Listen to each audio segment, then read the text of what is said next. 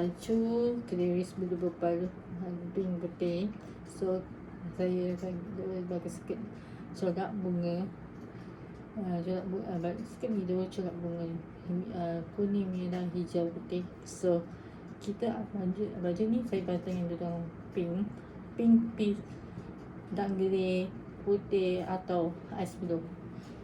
Okey, itu. Dan yang ni pula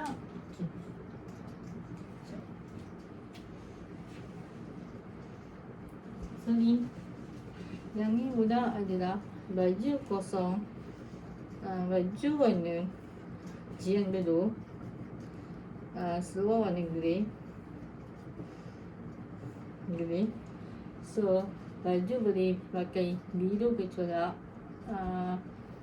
ataupun pakai warna grey, green ke pun better, ataupun kot yang aman krim dengan krim syukur itu juga. Dan yang ini adalah baju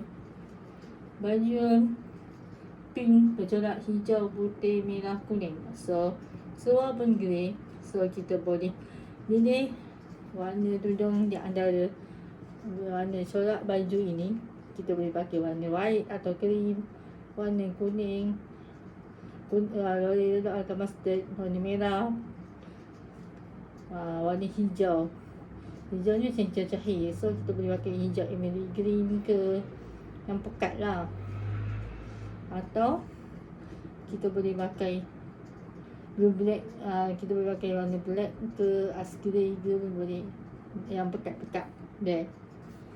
Okey, itu ini yang tu. Sekejap, dua baju lagi, iaitu satu suit baju. Sorry, tertanggal pula.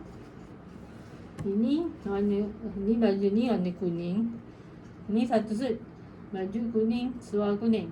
Dan saya matching dengan tudung warna hitam kuning, tudung Fazula. So ini cousin lain lagi masa dia pergi umrah. Baju ni pun rasa juga dan sedap. Saya pakai baju ni pun dah 2 kali. Yang ni pula kakak saya yang belikan baju ni warna hijau, macam hijau emerald ke atau hijau apa dah, tapi warna hijau lah. Hijau, baju hijau, seluar hijau. Satu suit juga yang macam tadi.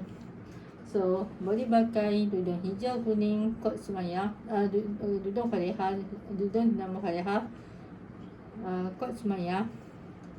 Okey, yang itu. Dan sebab ini pun